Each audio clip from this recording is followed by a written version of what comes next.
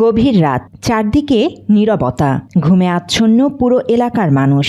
আর সেই নীরবতার আড়ালেই চলছিল ভয়ঙ্কর এক প্রতারণার প্রস্তুতি। টাঙ্গাইলের গোপালপুরে গোপনে জবাই করা হয়েছে আচ্ছি ঘোড়া, আর সেই মাংস প্যাকেটজাত করে বাজারজাতের প্রস্তুতিকালে হাতে নাতে ধরা পড়েছে অন্তত 4 জন।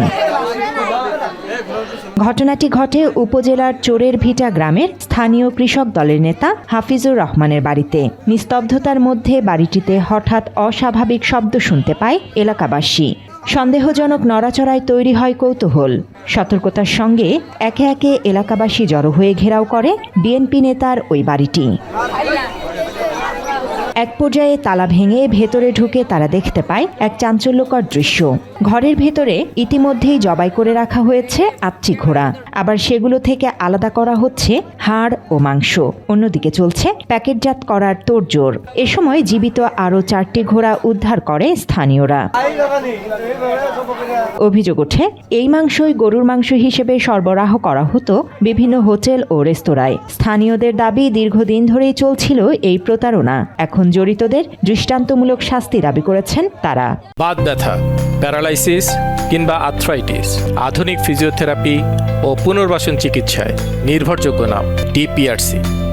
একটা সোম জানতে পারি যে ওরা ঘোড়া জব করতেছে, পরে আমরা পূর্বপাড়া থাকি, পূর্বপাড়া থেকে লোকজন লইয়া যে বাস্তবে আসলে ঘোড়া জব করতেছে, পরে আমরা ওখানে দাওয়া পাল্টা দিয়ে 4 জন ধরতে সক্ষম হয়েছি। আড্ডি পলাই গেছে।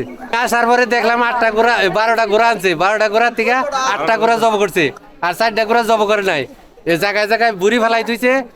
ওই যে জায়গায় জব করছে ওই জায়গা থেকে পাইপ দিয়েছে, পানি রক্ত অন্য জায়গায় যাইতেছে। এটুকু তো দেখলাম আমি। আমার বাড়ি অনেক দূরে, 2-3 মাইল দূরে। এই লেখার জন্য ঘটনা এটা। এই দৃষ্টান্তমূলক শাস্তি দেওয়ার দরকার এই লোকগুলারে, কারণ বাড়িওয়ালা অবশ্যই জানে। আগে বাড়িওয়ালার ধরতে হবো। প্রশাসনের কাছে দাবি, এই বাড়িওয়ালা আগে প্রথম ধরে নেয়া দৃষ্টান্তমূলক শাস্তি দেয়, পরে যারা জব করছে তা করে আরো শাস্তি দেয়। কার জন্য এই পাপ কাজগুলা কাম করে মানুষের অখাদ্য খাবার খাওয়াইতেছি? এদেরকে উপযুক্ত শাস্তি দেওয়া দরকার, এদেরকে দৃষ্টান্তমূলক শাস্তি দেওয়া দরকার, যাতে এগুলা দেখে আরো 10 জন সাবধান জানা এই অপরাধের জন্য এই শাস্তি পাইলাম, তাহলে এই ধরনের অপরাধ যেন আর কেউ আমরা না করার চেষ্টা করি। জানা গেছে, জবাই করা মাংস প্রক্রিয়াজাত করতে জেলার বাইরে থেকে আনা হয়েছিল 10 থেকে 12 জন অভিজ্ঞ শ্রমিক। ঘটনার সময় বাড়ির মালিক পালিয়ে গেলেও শ্রমিকদের মধ্যে 4 জনকে আটক করে বিভিন্ন আলামত সহ পুলিশের কাছে তুলে দেয় স্থানীয়রা। আর পুলিশ বলছে, আটককৃতদের বিরুদ্ধে আইনগত ব্যবস্থা প্রক্রিয়াধীন রয়েছে। 4 জনকে আটক করা হয়েছে। মামলা প্রসেসিং, মামলা কাজ চলছে। না, ওর বাড়ির লোককে পাওয়া যায়নি। বাড়ির লোক পাওয়া তো হয়েছে, বাড়ির নাম পাওয়া গেছে আর কি। News desk, Bangla addition.